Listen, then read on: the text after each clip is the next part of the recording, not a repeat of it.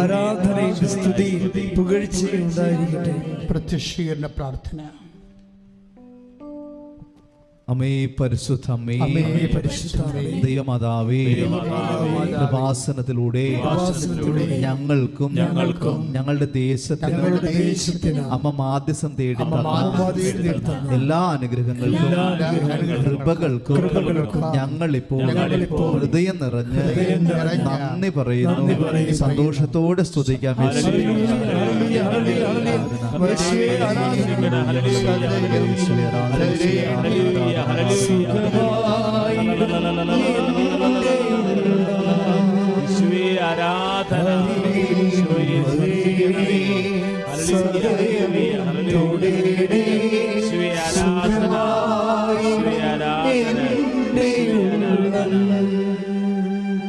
അമ്മേ പരിശുദ്ധമേ, ദൈവമാതാവേ, 2004 ഡിസംബർ 7-ാം തീയതി ഉച്ച കഴിഞ്ഞ് 2:30 കൃപാസനത്തിൽ സംഭവിച്ച അമ്മയുടെ പ്രത്യക്ഷപ്പെടലിനെ കുറിച്ച് തിരുസഭയ്ക്ക് സമർപ്പിച്ചിരിക്കുന്ന പഠനരേഖകളുടെ വസ്തുനിഷ്ഠവും ദൈവശാസ്ത്ര വിധിപ്രകാരം പ്രകാരമുള്ളതുമായ അന്വേഷണ പഠനങ്ങൾ നടത്തി ആ പ്രത്യക്ഷപ്പെടലിലൂടെ പ്രകടമായ ദൈവമാതാവിന്റെ പ്രത്യേക കരുതലും സംരക്ഷണവും വെളിപ്പെടുത്തുന്ന പീഡിതരുടെ ആശ്വാസവും പ്രവാചകന്മാരുടെ രാജ്ഞിയും വാഗ്ദാനത്തിന്റെ പേടകവും പ്രപഞ്ച പ്രകൃതിയുടെ മാതാവുമായ പരിശുദ്ധ അമ്മയുടെ ഭക്തി തിരുസഭയിൽ കൂടുതൽ പ്രചരിച്ച് ജീവിതത്തിന്റെ ദുരന്ത അവസ്ഥകളിൽ അകപ്പെട്ട് കഴിയുന്ന അനേകായിരം മക്കൾക്ക് ദൈവത്തിന്റെ സാന്നിധ്യവും സന്ധിപ്പും കൂടുതൽ അനുഭവിക്കുക വഴി ആത്മീയ വിശുദ്ധിയും ദൈവശക്തിയും കൈവരിക്കുവാൻ ഞങ്ങളുടെ കുടുംബങ്ങളെ ഇടയാക്കണമേ. യേശുവേ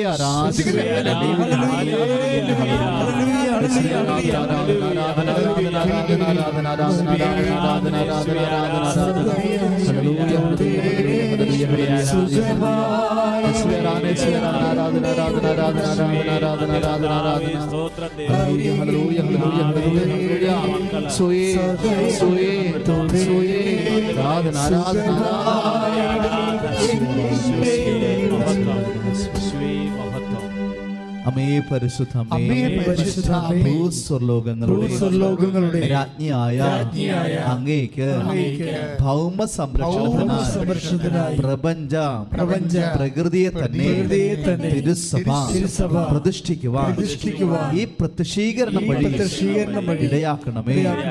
പരിശുദ്ധമേ, ജപമാല മാതാവേ, സകല കൃപാസനം പ്രാർത്ഥനകളോടും ചേർത്ത് ഞങ്ങളിപ്പോൾ പ്രാർത്ഥിക്കുന്ന ഈ സമൂഹത്തിന്റെ പ്രത്യേക നിയോഗവും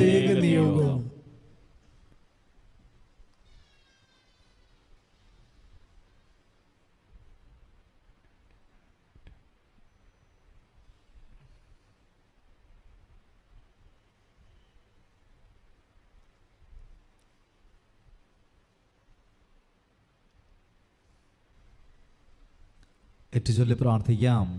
അമ്മയുടെ പ്രത്യക്ഷീകരണത്തിന്റെ ഈ അനുഗ്രഹവേളയിൽ ഞങ്ങൾക്ക് സാധിച്ചു തരുവാൻ തനിയണമേ. ആമേൻ. സ്തുതിച്ച് പ്രാർത്ഥിക്കാം.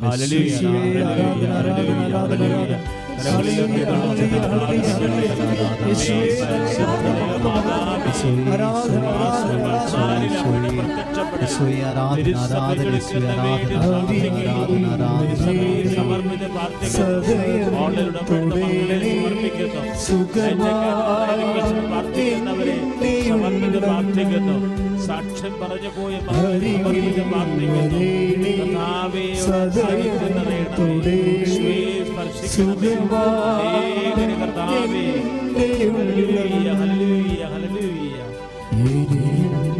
മേഴു ഹൃദയം ഉരുകും നേരം യേശുവേ ആരാധന. മെഴുതിരി പോലെ യേശുവേ ആരാധന. ഹൃദയം ഉരുകും നേരം അരികിൽ വരേണേ സദയം തുടരണേ സുഖമായി എൻ്റെ ഉള്ളം. ചേർന്ന് പാടാം. അരികിൽ വരേണേ സദയം തുടരണേ സുഖമായി എൻ്റെ ഉള്ളം. Hallelujah, hallelujah. യേശുവേ ആരാധന. യേശുവേ Praise the Lord. Praise the Lord. പ്രാർത്ഥിക്കുക സഹോദരങ്ങളെ. കർത്താവേ, കർത്താവേ, അങ്ങ് ജീവനോടെ അങ്ങ് ജീവനോടെ കൃപാസനത്തിലും കൃപാസനത്തിലും എന്റെ മുന്നിലും മുന്നിലും ദിവ്യകാരുണ്യത്തിലെ ദിവ്യകാരുണ്യത്തിലെ എഴുന്നള്ളിയിരിക്കുന്ന എഴുന്നള്ളിയിരിക്കുന്ന സ്വർഗീയ നിമിഷങ്ങളിൽ സ്വർഗീയ നിമിഷങ്ങളിൽ കർത്താവേ, കർത്താവേ, എന്നെ വലിയ സ്വർഗീയ ദാനങ്ങളാൽ വലിയ സ്വർഗീയ അങ്ങയെ അറിയാൻ അങ്ങേ അറിയാൻ അനുഭവിക്കുവാൻ അനുഭവിച്ച എന്റെ അനുഭവങ്ങൾക്ക് സാക്ഷിയായി മാറുവാൻ എന്നെ ഇപ്പോൾ വിശ്വാസം കൊണ്ട് പ്രത്യാശ കൊണ്ട് ദൈവസ്നേഹം കൊണ്ട് അഭിഷേകം ചെയ്യണം. ശ്രുതിക്കട്ടെ.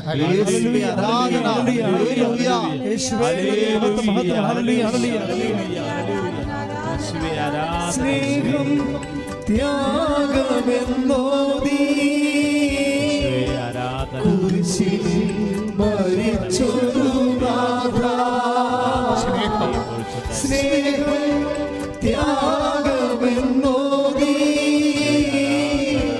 കുരിശിൽ മരിച്ചൊരു നാഥാ.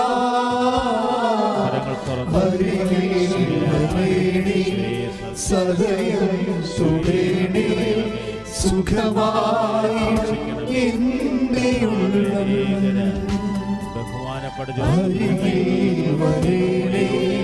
സദയം തുടേണി സുഖമായി എൻ്റെ ഉള്ളം. Praise the Lord. Hallelujah. Hallelujah. പ്രിയമുള്ളവരെ, എപ്പോഴും നമ്മൾ ഉടമ്പടി ധ്യാനത്തിൻ്റെ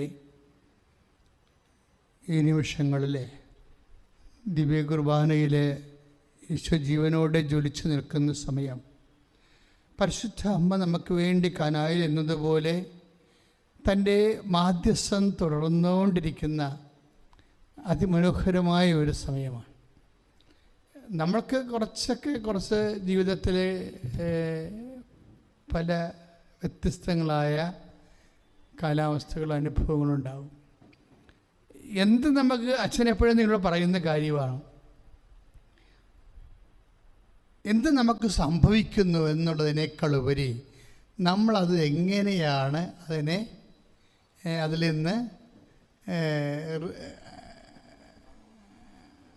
ആ വിഷയത്തിൽ നമ്മൾ എന്തുമാത്രം അത് നമുക്ക് ദൈവത്തിൻ്റെ മനസ്സിൻ്റെ ഉള്ളിലിരിക്കുന്നത് പോലെ ദൈവഹിതപ്രകാരം ആ വിഷയത്തിൽ നമ്മൾ എങ്ങനെയാണ് കൂടുതൽ ഗ്രേസ്ഫുള്ളാകണത്, അതാണൊരു വിഷയം. ഇപ്പം നമുക്ക് അച്ഛൻ എപ്പോഴും നിങ്ങളോട് പറയാറുള്ളതാണ്, രണ്ട് കാര്യങ്ങൾ നമ്മൾ ദൈവത്തിൽ നമുക്ക് ലഭിക്കും. എന്താണ് കിട്ടുന്നത്? ഒന്ന് കൃപ, രണ്ടാമത്തത് അനുഗ്രഹം. രണ്ട് കാര്യങ്ങൾ അല്ലേ? രണ്ട് കാര്യങ്ങളാണ് ഒരു വ്യക്തിക്ക് ദൈവത്തിൽ നിന്ന് ലഭിക്കണത്. അപ്പോൾ എന്തൊക്കെ കാര്യങ്ങളാണത്? എന്തുകൊണ്ടാണ് രണ്ട് കാര്യങ്ങൾ ലഭിക്കുമെന്ന് പറയാൻ കാരണം, ശരിക്കും പറഞ്ഞാൽ നമുക്ക് കിട്ടുന്ന ഒരൊറ്റ കാര്യമാണ്. ദൈവത്തിൽ നിന്ന് ഇപ്പം നിങ്ങൾ പ്രാർത്ഥിച്ചാലും കുരിശൻ്റെ വഴി നടത്തിയാലും ഉരുളി നേർച്ച നടത്തിയാലും we are going to get a single grace. എന്താണത്? നമുക്ക് 1 കൊറിന്ത്യൻസ് അച്ഛൻ ഇടക്ക് പറയുന്ന വചനങ്ങളാണ്. 1 കൊറിന്ത്യൻസ് 1:24. എന്താണത്? ദൈവത്തിൻ്റെ ജ്ഞാനവും ദൈവത്തിൻ്റെ ശക്തിയുമായ യേശു ക്രിസ്തു. അപ്പം രണ്ട് കാര്യങ്ങൾ നമുക്ക് ദൈവത്തിൽ നിന്ന് ലഭിക്കും. എന്ത് കിട്ടും? ഒന്ന് ജ്ഞാനം കിട്ടും, രണ്ടാമത്തെ എന്ത് കിട്ടും? ശക്തി. നിങ്ങളെപ്പോഴും ചോദിക്കുന്ന റിസൾട്ടാണ് ഉദ്ദേശിക്കുന്നത്. ഇപ്പോൾ ഒരു കൊച്ചിന് അസുഖം ഉണ്ടായി, അല്ലെങ്കിൽ നിങ്ങൾക്ക് ജോലി നഷ്ടപ്പെട്ടു, അല്ലെങ്കിൽ വീടില്ല, അത് വീട് ആണ് നമുക്ക് കിട്ടണമെന്ന് പറഞ്ഞ് നമ്മൾ ഇരിക്കുന്നത്. വീടല്ല കിട്ടുന്നത്, നമ്മൾക്ക് കിട്ടുന്നത് വീടല്ല. ഇപ്പം നമ്മുടെ കോശങ്ങൾക്ക് നമുക്ക് എന്താണ് നമ്മൾ കഴിക്കണത് എന്താണ്? കപ്പ അല്ലെങ്കിൽ ചോറ് അല്ലെങ്കിൽ ചപ്പാത്തി കഴിക്കുന്നു. എന്നിട്ട് ചപ്പാത്തിയായിട്ടാണോ നമ്മുടെ ശരീരത്തിന് ഉള്ളിലിരിക്കണത്? അല്ല, അത് മിനറൽസായിട്ടായിരിക്കണത്. അത് മിനറൽസാണ്. ഈ ചപ്പാത്തിയിലുള്ള ഗോതമ്പിലുള്ള പ്രോട്ടീൻ മെറ്റാബോളിസം സംഭവിച്ച് അത് ദഹനപ്രക്രിയ പച്ചന പ്രക്രിയയിലൂടെ അത് എൻ്റെ ഓക്സിജൻ ഉൾപ്പെടെ ഉള്ളത് ഡൈവേർട്ടാക്കി എടുക്കും. ഓക്സിജൻ പോലും അതിൽ നിന്ന് കിട്ടും നമുക്ക് പച്ചവെള്ളമൊക്കെ കുടിക്കുമ്പോൾ. അതുകൊണ്ടാണ് ആൾക്കാർ പറയണത് എന്നാ വെള്ളം കുടിച്ചാലും കുഴപ്പമില്ല, ജ്യൂസോ പാലോ കുടിച്ചോ, പക്ഷേ പച്ചവെള്ളം കുടിക്കുമെന്ന് പറയും. അത് ഓക്സിജൻ്റെ കണ്ടൻറ്റിൻ്റെ പ്രശ്നമാണ്. അപ്പോൾ ബോഡിക്ക് ആവശ്യമായ മെറ്റാബോളിസം നടക്കണമെങ്കിൽ പോലും കോശങ്ങൾ വർക്ക് ചെയ്യണമെങ്കിൽ ഓക്സിജൻ വേണം. ഓക്സിജൻ നമുക്ക് കിട്ടിയിരിക്കുന്നത്, ഓക്സിജൻ എന്ന് പറഞ്ഞാൽ നമ്മൾ സിലിണ്ടറിൽ നമ്മൾ ശ്വസിക്കാൻ വേണ്ടി ഒരു മൗത്ത് പീസൊക്കെ വെച്ച് ശ്വസിക്കുകയാണ് ഓക്സിജൻ. അല്ല, നമുക്ക് ആവശ്യമായ ഓക്സിജൻ നമ്മൾ ശ്വസനത്തിലൂടെ നമുക്ക് ലഭിക്കുന്നുണ്ട്, പിന്നെ നമ്മുടെ ഭക്ഷണപാനീയങ്ങളിലൂടെ ലഭിക്കുന്നുണ്ട്. അപ്പം നമുക്ക് ലഭിക്കണത് ചിലപ്പോൾ കുടിക്കണത് നമുക്ക് പച്ചവെള്ളമായിരിക്കും കുടിക്കണത്, പക്ഷെ അതിൽ നിന്ന് കിട്ടണത് ഓക്സിജനും അതുപോലെ തന്നെ ശരീരത്തിന് ആവശ്യമായ ഡീഹൈഡ്രേഷൻ സംഭവിക്കാതിരിക്കാൻ പറ്റുന്ന കാര്യങ്ങളെല്ലാം കിട്ടും. ഞാൻ പറഞ്ഞു വരുന്നത് അങ്ങനെയല്ല. ഞാൻ ഉദ്ദേശിക്കുന്നത് ദൈവത്തിൽ നമുക്ക് ലഭിക്കണ വീടല്ല, അല്ലെങ്കിൽ നമ്മുടെ ദൈവത്തിൽ നമുക്ക് ലഭിക്കുന്നത് കുഞ്ഞുങ്ങളല്ല. ശരിക്കും പറഞ്ഞു ദൈവത്തിൽ നമുക്ക് അത് കുഞ്ഞുങ്ങളായി രൂപാന്തരപ്പെടുന്നതാണ്. നിങ്ങൾക്കറിയാമല്ലോ, എല്ലാ വചനങ്ങൾക്കും ഇപ്പം യോഹന്നാൻ 1:14 എന്താ പറയണത്? യോഹന്നാൻ 1:14 എന്താ പറയണത്? വചനം മാംസമായി നമ്മുടെ ഇടയിൽ വസിച്ചു. അല്ലേ? ഒന്ന് പറഞ്ഞേ, വചനം മാംസമായി നമ്മുടെ ഇടയിൽ വസിച്ചു. അപ്പോൾ വചനത്തിന് എപ്പോഴും കൺവേർഷൻ, മെറ്റാബോളിസം സംഭവിക്കും, കൺവേർഷൻ ഉണ്ടാവും. എന്താണ്? വചനത്തിന്, സ്പിരിറ്റിനെ മെറ്റീരിയലാകാൻ പറ്റും. സ്പിരിറ്റിന് മെറ്റീരിയലായിട്ട് അതിൻ്റെ മെറ്റീരിയൽ റിസൾട്ട് ഉണ്ടാക്കാൻ പറ്റും. അപ്പോൾ ഈ വീട് കിട്ടുക എന്ന് പറയുന്നത് ഒരു മെറ്റീരിയൽ റിസൾട്ടാണ്. പക്ഷെ നമുക്ക് വീടായിട്ട് ദൈവം ഇങ്ങനെ കെട്ടിയിറക്കി തരികയില്ല. ആകാശത്തുനിന്ന് ഒരു വീട് കെട്ടിയിറക്കി തരികയില്ല. നമുക്ക് ലഭിക്കണ എന്താണ് അതിൻ്റെ? ആ ദൈവം നമുക്ക് തരണത് ഒന്നെങ്കിൽ ദൈവത്തിന് 2 കാര്യം നമുക്ക് തരാൻ പറ്റത്തുള്ളൂ. എന്താണ്? ഇപ്പം 1 കൊരിന്ത്യസ് 1:24 എന്താ നമ്മൾ കണ്ടത്? യേശുക്രിസ്തു എന്താ? ആരാണ്? ദൈവത്തിൻ്റെ ശക്തിയും ദൈവത്തിൻ്റെ ശക്തിയും ദൈവത്തിൻ്റെ ജ്ഞാനവുമാണ്. ദൈവത്തിൻ്റെ ജ്ഞാനവും. അപ്പോൾ 2 ഫാക്കൽറ്റിയിൽ 2 റിസൾട്ടാണ് നമുക്ക് കിട്ടാനുള്ള സാധ്യത ദൈവത്തിൽ നിന്ന്. എന്താ കാര്യം?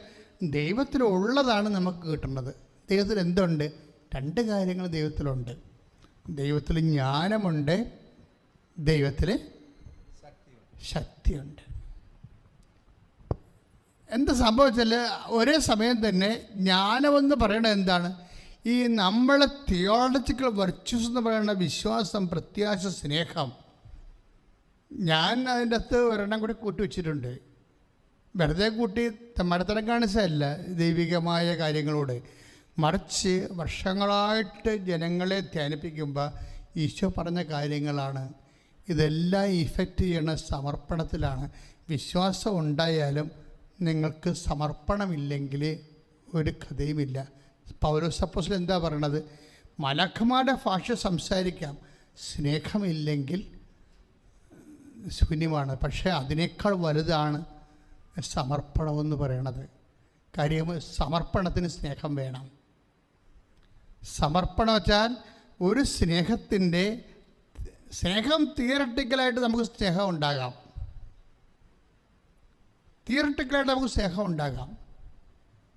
പക്ഷേ പ്രാക്ടിക്കൽ ലവ് എന്ന് പറഞ്ഞാൽ സമർപ്പണമാണ്. അത് നിങ്ങളത് കുറച്ചുകൂടി ധ്യാനിക്കുമ്പോൾ എനിക്കത് മനസ്സിലാകും. എല്ലാവർക്കും എല്ലാവരോടും എല്ലാത്തിനോടും എല്ലാം നമുക്ക് ഇപ്പോൾ പ്രപഞ്ചത്തിനോടും പരിശുദ്ധിയോടും ബന്ധുക്കളോടും സ്വന്തപ്പെട്ടവരെല്ലാം നമുക്ക് സ്നേഹമുണ്ടാകാം. പല സ്നേഹങ്ങളും തിയറട്ടിക്കലാണ്.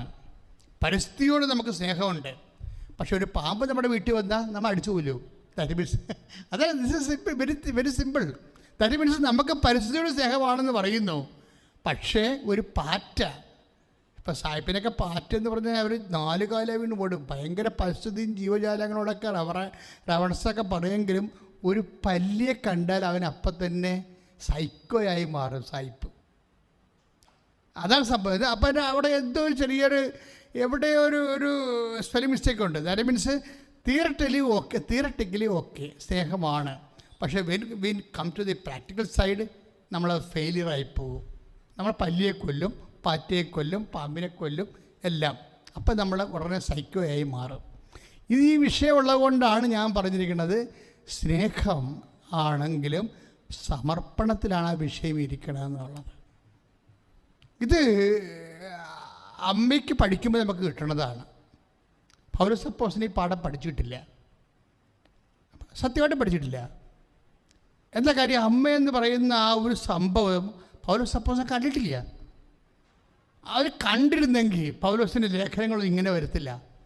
കാര്യം ഇന്ന് നമുക്ക് കിട്ടാവുന്ന ഏറ്റവും വലിയ ലേഖനങ്ങൾ പൗലോസിൻ്റെ ആണ്. വിശുദ്ധ പൗലോസിൻ്റെ കൊണ്ടാണ് സഭ ആത്മീയ സ്പിരിച്വാലിറ്റി ഓഫ് ദി ചേർച്ച് അത് പ്രൊമോട്ട് അത് രൂപപ്പെട്ട് വരണതും അത് കൈമാറ്റം ചെയ്യുന്നതും പഠനങ്ങൾ നടക്കുന്നതും എല്ലാം പൗലോസിൻ്റെ ആണ്, പൗലോസും യോഹന്നാനും. പക്ഷേ എപ്പോഴും പൗലോസ് പരിശുദ്ധ അമ്മയെ കൂടി കണ്ടിരുന്നെങ്കിൽ എന്ന് ഞാൻ എപ്പോഴും മനസ്സുകൊണ്ട് ഓർത്തു പോകും. എന്താ കാര്യം വെച്ചാൽ ഈ സമർപ്പണം എന്നുള്ള സംഭവം സ്നേഹത്തിൻ്റെ പ്രാക്ടിക്കൽ സൈഡ് ഇവിടെ വെളിപ്പെടുത്തിയത് ആരാണ്? അമ്മയാണ്. അത് ജ്ഞാനമാണ്. നമ്മളെപ്പോഴും ലുത്തിനിയായി പറയും മേരി സീറ്റ് ഓഫ് വിസ്ഡം എന്ന് പറയും. എന്താണ് പറയുന്ന ആളിനും അറിയാൻ പാടില്ല, എഴുതിയ ആളിനും അറിയാൻ പാടില്ല. What is that? Seat of wisdom. അവർ ബോധജ്ഞാനത്തിൻ്റെ സിംഹാസനമാണ്. ഈ ബോധജ്ഞാനം എന്ന് പറഞ്ഞാൽ എന്താണ്? ഇതെങ്ങനെ സംഭവിക്കുമെന്ന് ചോദിക്കുമ്പോൾ പരിശുദ്ധാത്മാവ് പറയും. എന്ത് പറയും? മലാഖയിലൂടെ എന്താണ്? അത്യുന്നതൻ്റെ ശക്തി നിന്നെ പ്രവർത്തിക്കുമെന്ന് പറയും. അപ്പോൾ ഉടനെ ശക്തി പ്രവർത്തിക്കണമെങ്കിൽ എന്ത് ചെയ്യണമെന്ന് ഉള്ളത് ജ്ഞാനമാണ്. ഈ കൊടുത്ത പോയിന്റ് അച്ഛൻ പറഞ്ഞാൽ മനസ്സിലായോ?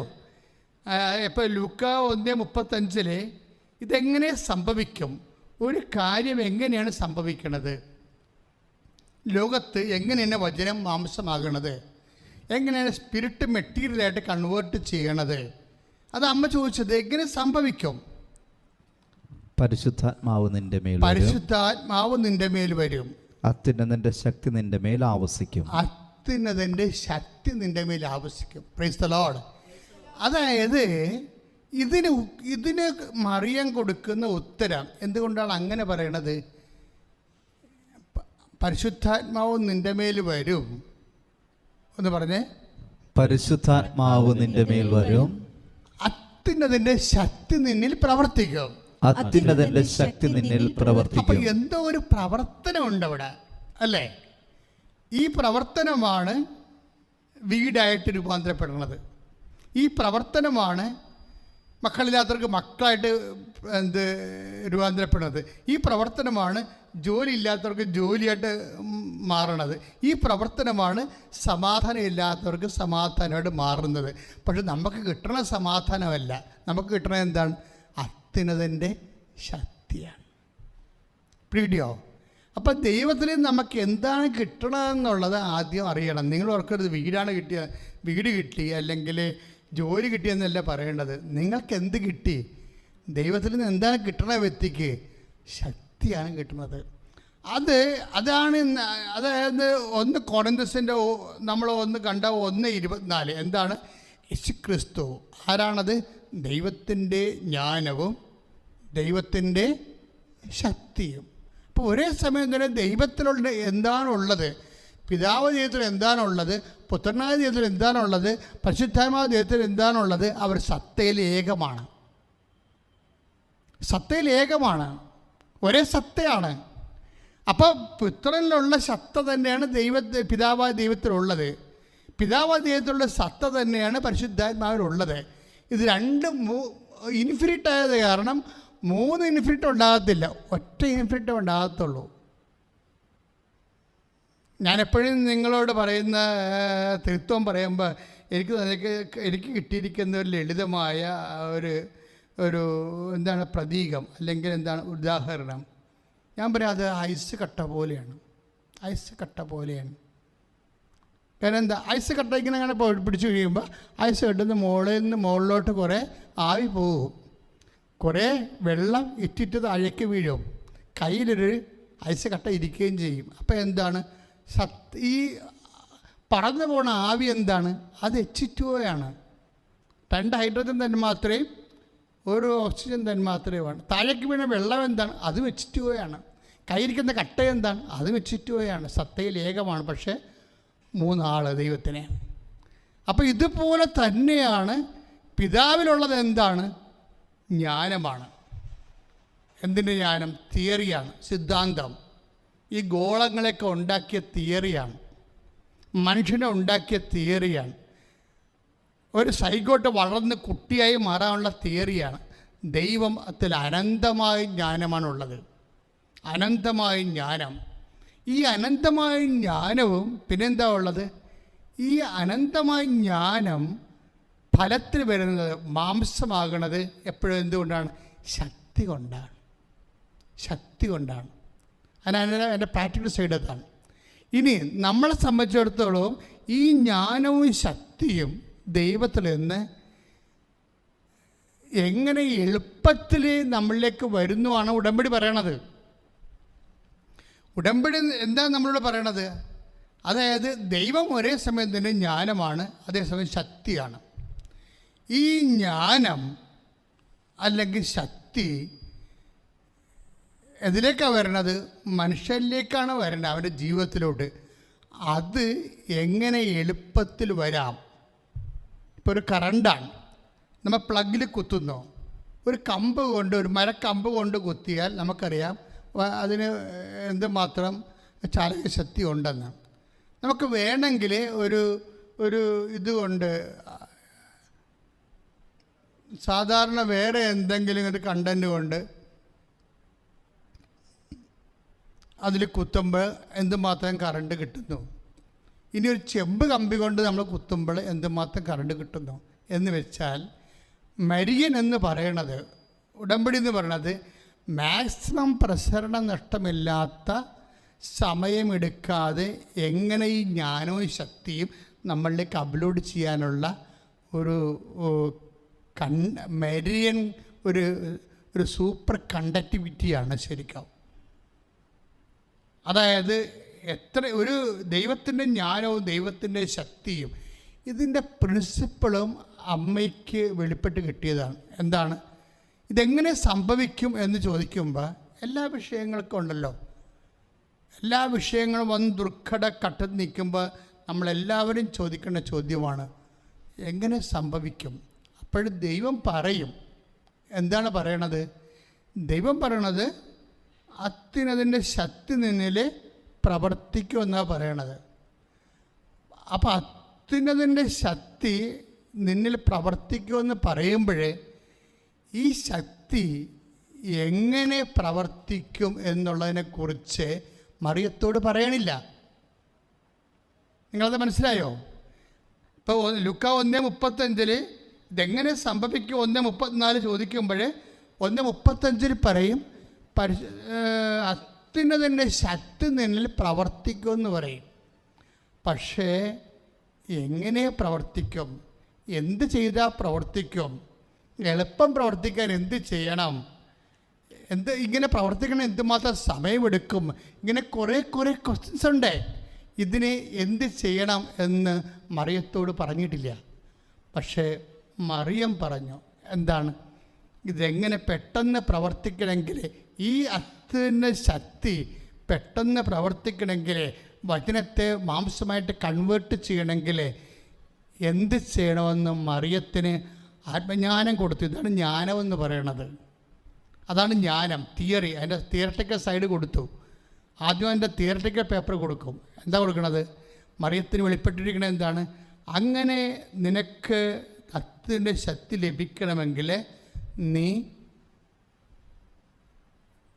സമർപ്പിക്കണം. അപ്പം അതാണ് ഒരു ജ്ഞാനം എന്ന് പറയുന്നതാണ്. മറിയത്തിന് ആരും പറഞ്ഞു കൊടുത്തതല്ല ഈ ജ്ഞാനം. മറിയത്തിന് പരിശുദ്ധാത്മാവിൻ്റെ അഭിഷേകം കിട്ടിയതാണ്. എന്താണ്?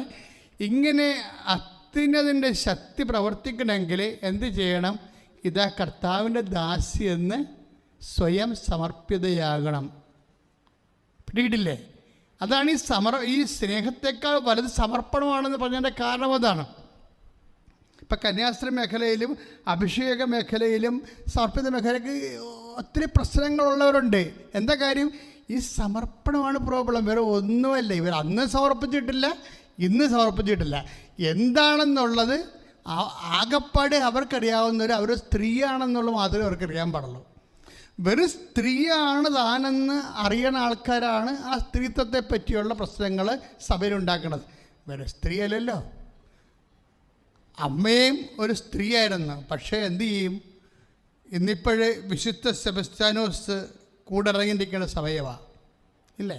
ഞാൻ എപ്പോഴും ഓർക്കുകയും സെബസ്ത്യാനോസിൻ്റെ രക്തം എങ്ങനെയാണ് വിശുദ്ധ രക്തമായതെന്ന്.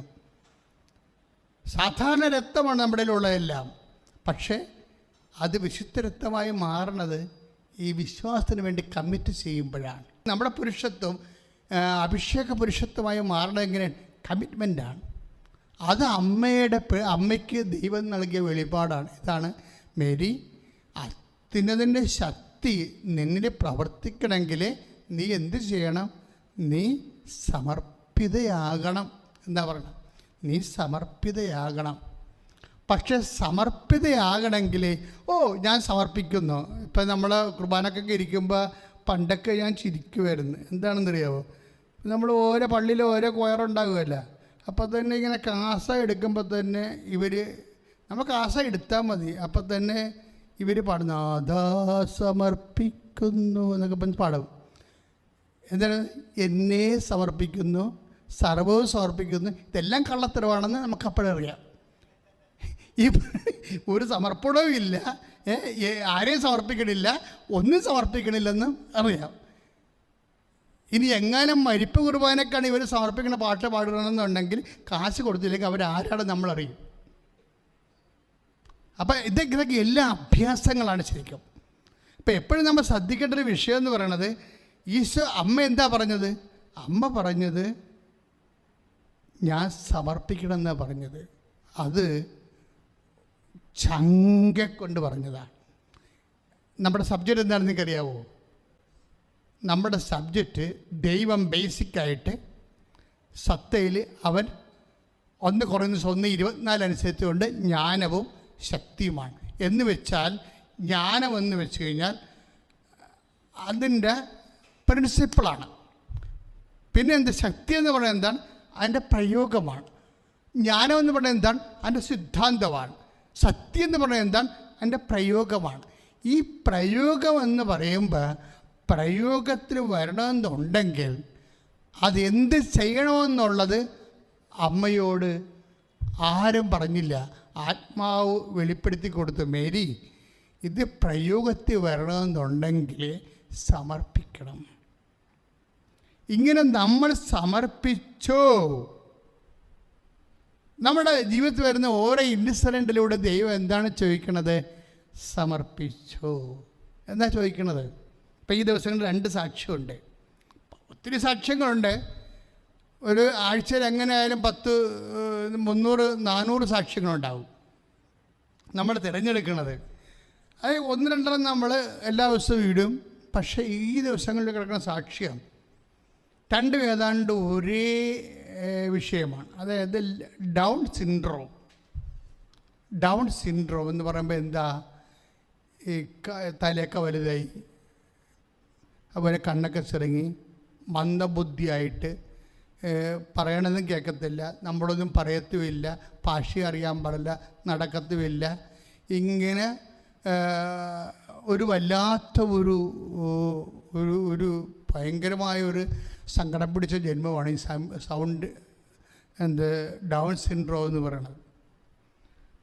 അപ്പോൾ ഈ ആഴ്ച ഈ സാക്ഷ്യം രണ്ട് ഈ ഡൗൺ സിൻഡ്രോമിൻ്റെ സാക്ഷ്യം അടുത്തടുത്ത ദിവസങ്ങൾ വന്നപ്പോഴേ അതെൻ്റെ ശ്രദ്ധയിൽപ്പെട്ട്. നമ്മുടെ യൂട്യൂബിൽ കിടപ്പുണ്ടത്. അതിലെ ഒരു സാക്ഷ്യം എന്ന് പറയണത് നിഷാന്ത് പാൽവയൽ, കണ്ണൂരാണ്. നിഷാന്ത് പാൽവയൽ, കണ്ണൂർ. അദ്ദേഹം പറഞ്ഞ സാക്ഷ്യം, ഞാനൊരു ഓട്ടോറിക്ഷക്കാരനാണ്, എനിക്ക് എന്നാണൊരു വീട് വെക്കാൻ പറ്റണത്? ഒരിക്കലും വെക്കാൻ പറ്റത്തില്ല. നീ ഓട്ടോ ഓടിച്ച് ഞാൻ എന്ന് വീട്, ഏത് കാലത്ത് വീട് വെക്കാനാ? ഒരിക്കലും പറ്റത്തില്ല. അപ്പം ഞാൻ എന്ത് ചെയ്ത്, ഞാനിവിടെ ഒന്ന് ഉടമ്പടി ചെയ്തു. ഉടമ്പടി ചെയ്തപ്പോൾ ഒറ്റ വർഷം കൊണ്ട് അമ്മ എനിക്ക് വീട് തന്നു. പക്ഷെ വീട് വെച്ച സ്ഥലത്ത് വഴിയില്ലാഞ്ഞ് 3 മാസം കൊണ്ട് അതിലേക്ക് പഞ്ചായത്ത് സിമൻറ്റ് റോഡ് ഇട്ട് തന്നു. അപ്പം ഞാനോർക്കണം, ദൈവമേ, ഈ ഉടമ്പടി നമ്മുടെ ജീവിതത്തെ ദൈവമേ അങ്ങയുടെ അരുവി അയക്കുക, പൂമുഖം നവീകരിക്കപ്പെട്ടതെന്ന് പറഞ്ഞ് നമുക്കൊരു പ്രാർത്ഥനയുണ്ട് ബൈബിളിൽ. ദൈവമേ അങ്ങയുടെ അരുവി അയക്കുക, പൂമുഖം നവീകരിക്കപ്പെടട്ടെ. അപ്പോൾ ഏതാണ്ട് അതുപോലെ തന്നെയാണ് ഉടമ്പടിക്ക് സംഭവിക്കുന്നത്. ഉടമ്പടി എടുത്തു കഴിഞ്ഞാൽ ഇവൻ്റെ ജീവിതം അങ്ങോട്ട് മാറുകയാണ്, സെറ്റിൽ, അതായത് നേരെ സെറ്റ്. അതാണ് അവൻ ചോദിക്കുന്നത്. അവൻ കരഞ്ഞു പോണവരെ പറയണത്, ഞാനൊരു ഓട്ടോറിക്ഷ ഡ്രൈവറാണ്, അതുകൊണ്ട് ഏത് കാലത്തും ഞാൻ വീട് വെക്കാനാണ്. അതുകൊണ്ട് ഞാൻ വന്ന് അമ്മയോട് പറഞ്ഞു, അമ്മ അത് സുന്ദരമായിട്ട് ചെയ്തു തന്നു. അതായത് ഒന്നേകാൽ കൊല്ലം കൊണ്ട് ചെയ്ത്. പക്ഷെ അത് അയാളുടെ സാക്ഷ്യം. പക്ഷേ എനിക്ക് തോന്നിയത് അതിൽ വേറെ ഒരു സംഭവം അയാൾ പറയുന്നുണ്ട്. അയാൾക്ക് ഡൗൺ സിൻഡ്രോം ഉള്ളൊരു കുട്ടിയുണ്ട്. ഇപ്പം ഇയാൾ മലമുകളിലാണ് താമസിക്കുന്നത്. അയാൾക്ക് ഡൗൺ സിൻഡ്രോം ബാധിച്ച ഈ മന്ദബുദ്ധിയായ, ബ്രെയിൻ വളർച്ചയില്ലാത്ത, നടന്ന് പോകാത്തൊരു കൊച്ചുണ്ട്. ഈ പാവപ്പെട്ടവൻ ഈ മലമുകളിൽ നിന്ന് ഈ കുഞ്ഞിനെ, ഈ നടക്കാത്ത കുഞ്ഞിനെ ഈ തോളെ വെച്ചുകൊണ്ടാണ് മലയടിവാരത്തേക്ക് നടന്ന് വന്ന് സ്കൂളിൽ കൊണ്ടുവന്ന് ആക്കണത്. ഭയങ്കരമാണ് ശരിക്കും പറഞ്ഞാൽ. കാര്യം എന്താണ്? അപ്പം അവനെന്നും അവൻ്റെ മനസ്സിൽ ഓർക്കും, ഈ കുഞ്ഞിനെയും ചുവന്നുകൊണ്ട് മലയിറങ്ങി വരുമ്പോൾ അവൻ ഓർക്കണത് എന്താണെന്ന് വെച്ചാൽ, മലയടിവാരത്തായിരുന്നൊരു വീട് കിട്ടിയിരുന്നെങ്കിൽ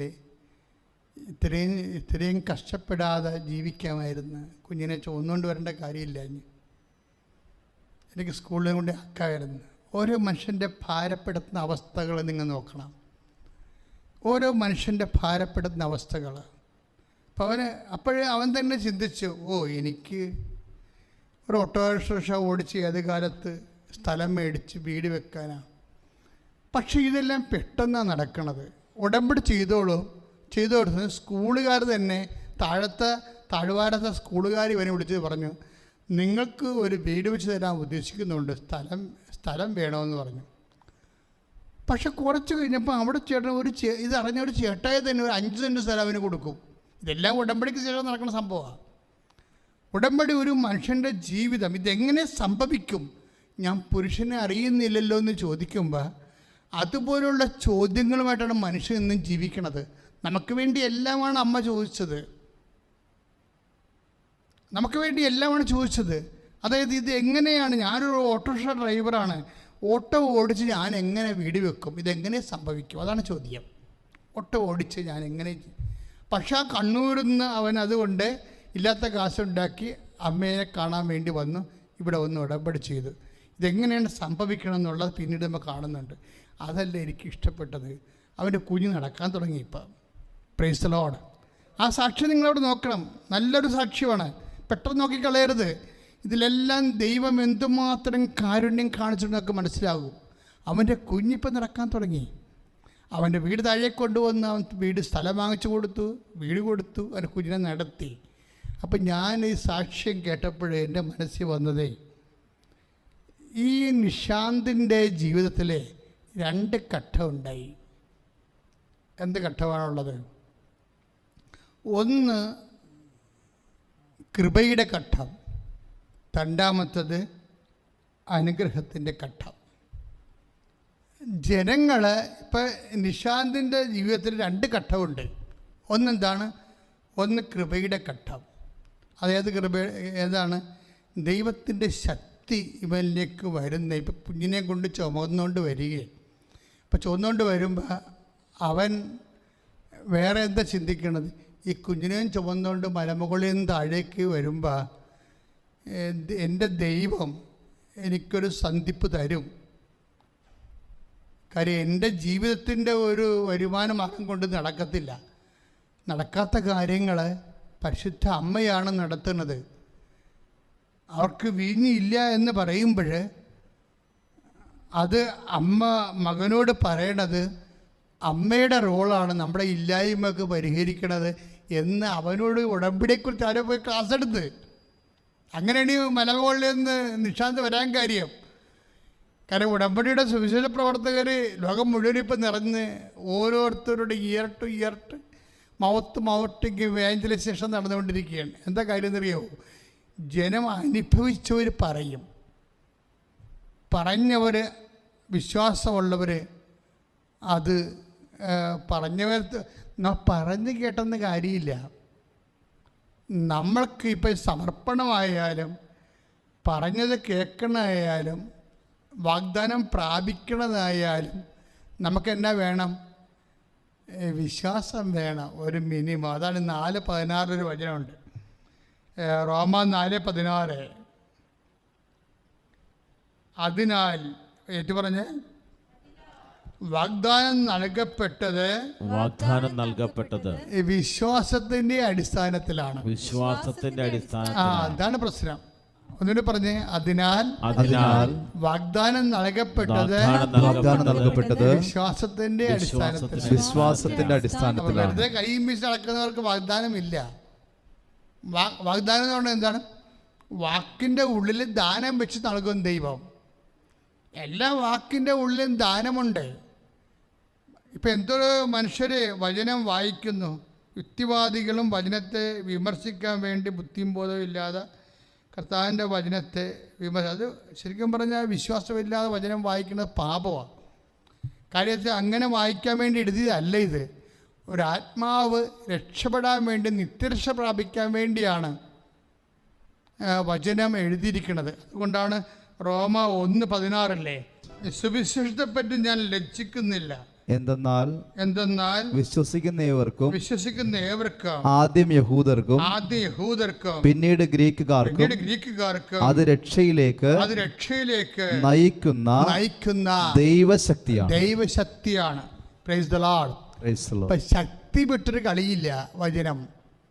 കാര്യം രക്ഷ പോലും നമുക്ക് ലഭിക്കുന്നത് ശക്തിയാണ്.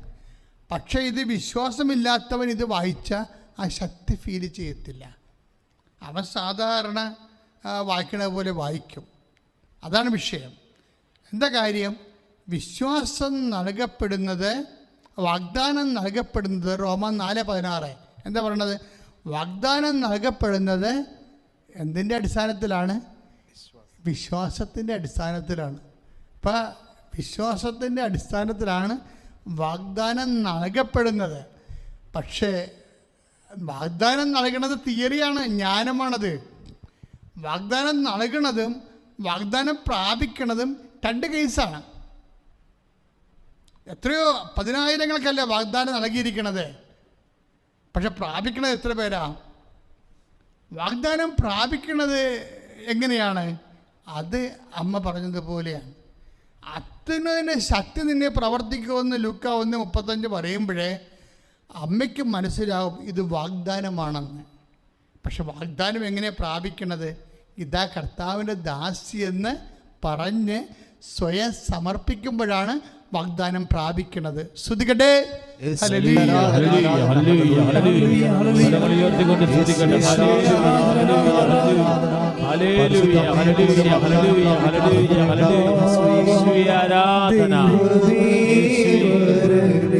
ചേർന്ന് പാടാം. യേശുവേ ആരാധന. എന്റെ ഉള്ളിൽ വസിക്കാൻ വരണേ. യേശുവേ ആരാധന. ദൈവമേ വരണേ. എന്റെ ഉള്ളിൽ വസിക്കാൻ വരണേ. ദാഹിച്ചു നിന്നെ ഞാൻ തേടുന്നു. യേശുവേ ആരാധന. സ്വർഗം തുറന്നിറങ്ങി നീ വരണേ. ദാഹിച്ചു നിന്നെ ഞാൻ തേടുന്നു. സ്വർഗം തുറന്നിറങ്ങി നീ വരണേ. യേശുവേ ദൈവമേ വരണേ. യേശുവേ എന്റെ ഉള്ളിൽ വസിക്കാൻ വരണേ.